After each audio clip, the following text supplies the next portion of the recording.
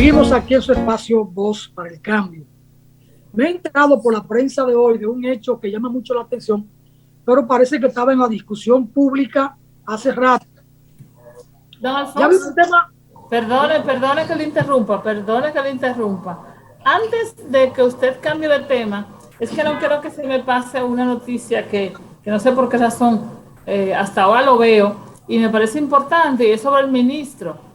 Y lo quiero comentar porque el ministro está haciendo énfasis en los aprendizajes y habla de que y se reunió con los directores regionales del sur en Asua.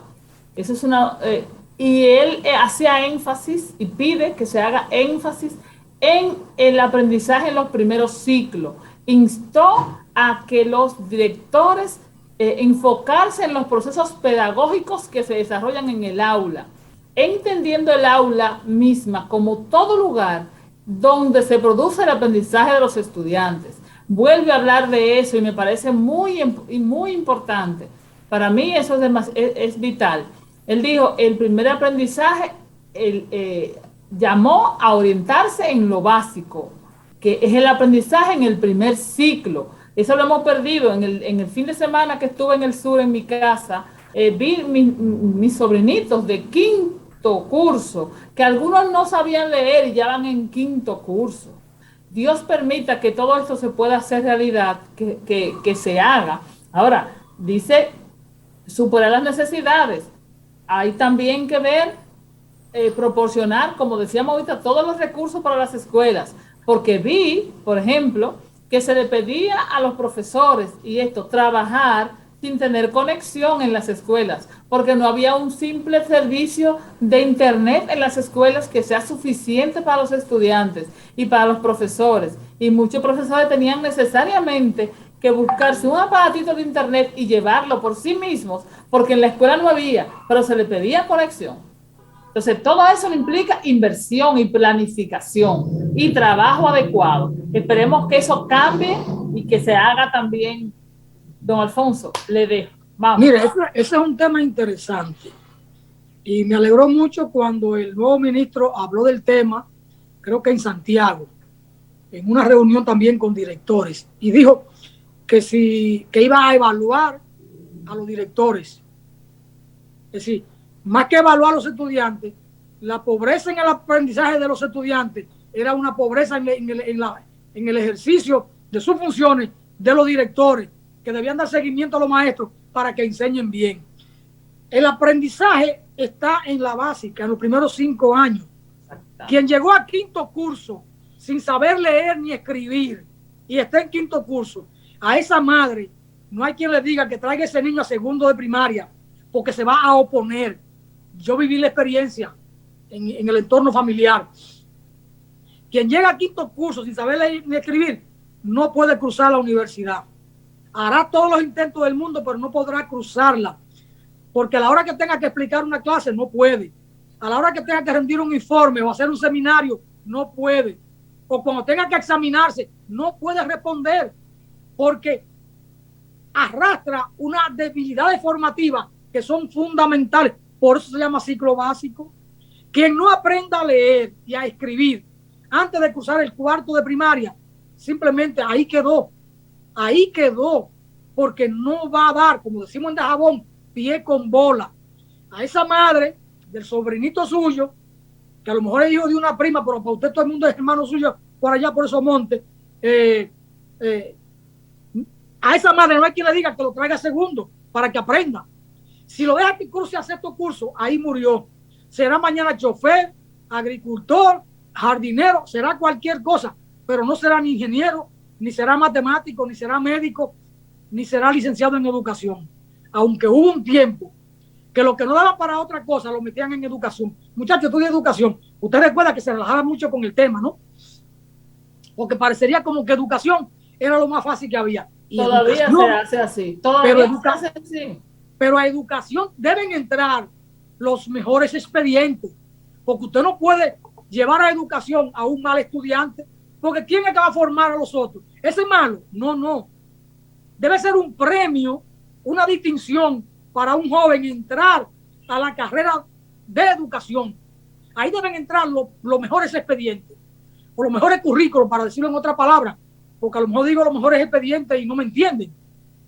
Pero a educación deben entrar los mejores estudiantes y debe darse incentivos a esos estudiantes brillantes para que entren a educación, porque educación merece lo mejor, porque si no hay buenos educadores, ¿cómo vamos a tener buenos médicos, buenos matemáticos, buenos físicos? No, un educador debe ser de excelencia para que ese muchacho no vea la matemática ni la física como una materia dura. El profesor de matemática o de física o de química o de biología, de ciencia, debe ser un tipo o una persona tan ducha que encante a los estudiantes con esa materia que aparentemente son difíciles, que realmente no son difíciles.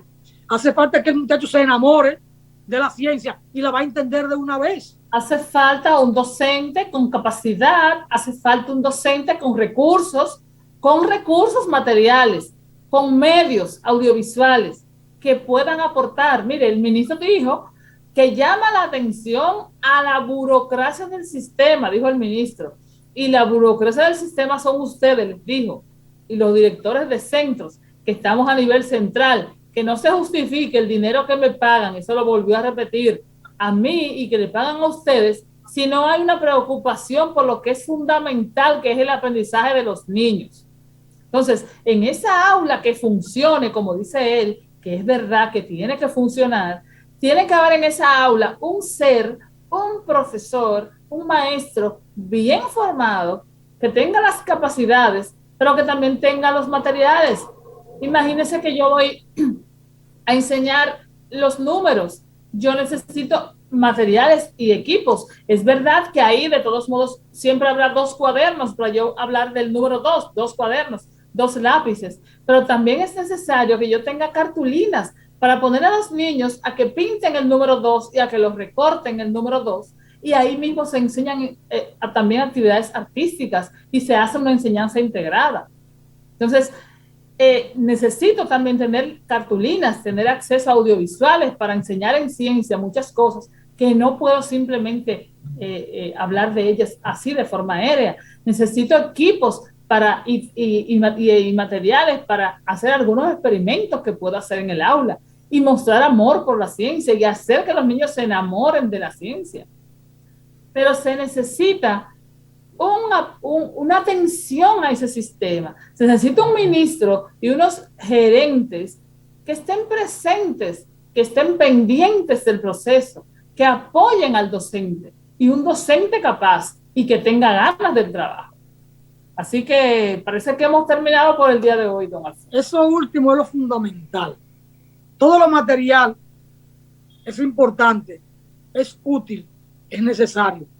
Hace falta que a ese joven que va a estudiar educación, su profesor en la universidad o en el instituto superior docente, los profesores lo enamoren, lo encanten en amor con el trabajo pedagógico, porque lo primero es tener amor para educar, saber que su función, que su trabajo es un apostolado y que lo demás llegue, porque puede tener todos los recursos materiales y ambientales, y si no tiene amor por su trabajo, por saber que va a transformar pequeñas almas, pequeños ángeles, que tiene que formarlo. Entonces, si no hay ese amor, lo material está de más. Lo primero es que el maestro tenga la pedagogía, siente el amor por la educación, por su trabajo. Es lo primero.